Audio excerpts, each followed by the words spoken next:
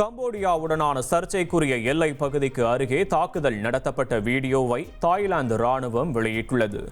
அமெரிக்க அதிபர் ட்ரம்ப் மத்தியஸ்தம் செய்த போர் நிறுத்த ஒப்பந்தத்தை மீறியதாக இரு நாடுகளும் மாறி மாறி குற்றம் சாட்டிய நிலையில் சர்ச்சைக்குரிய எல்லையில் பல பகுதிகளில் மோதல் வெடித்தது.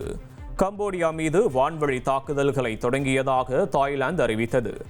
சிசாகெட் மாகாணத்தின் பிளான் ஹின் பகுதியில் தாக்குதல் நடத்தப்படும் வீடியோ வெளியாகியுள்ளது.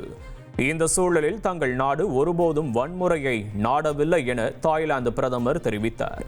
இருப்பினும் தங்கள் இறையாண்மை மீறப்படுவதை ஒருபோதும் தங்கள் நாடு பார்த்து கொண்டிருக்காது என்றும் அவர் குறிப்பிட்டார்.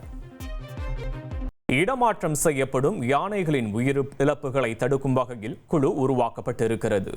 யானைகளை இடமாற்றம் செய்யும் போது கடைபிடிக்க வேண்டிய விரிவான வழிகாட்டு முறையினை உருவாக்க நிபுணர் குழுவை தமிழ்நாடு அரசு அமைத்துள்ளது.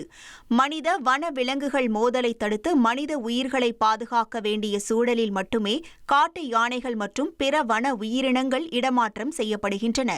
கடந்த சில மாதங்களில் இடமாற்றம் செய்யப்பட்ட 2 காட்டு யானைகள் உயிரிழந்ததன் மூலம் தற்போதுள்ள வழிகாட்டு நெறிமுறைகளில் மாற்றம் செய்ய வேண்டிய நிலை எழுந்துள்ளது. இதனையடுத்து தெளிவான நடைமுறைகளை வகுக்க முதன்மை தலைமை பாதுகாவலர் உதயன் தலைமையில் 6 பேர் கொண்ட மாநில அளவிலான நிபுணர் குழு அமைக்கப்பட்டுள்ளது.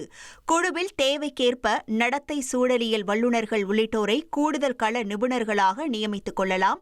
இந்த குழு இடமாற்றம் செய்யப்பட்ட யானைகளின் இறப்புகளை மதிப்பாய்வு செய்து இடமாற்றம் செய்வதற்கு விரிவான வழிகாட்டு நடைமுறை உருவாக்கி 2 மாதங்களுக்குள் அறிக்கையையும் வரைவு SOP-யையும் அரசுக்கு சமர்ப்பிக்கும் என தெரிவிக்கப்பட்டுள்ளது.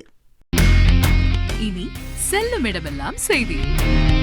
தந்தி டிவியின் வாட்ஸ்அப் சேனலை ஃபாலோ பண்ணினா செல்ல இருக்கும் இடமெல்லாம் செய்தி. இதோ QR கோட் இப்பவே ஸ்கேன் பண்ணுங்க, ஃபாலோ பண்ணுங்க.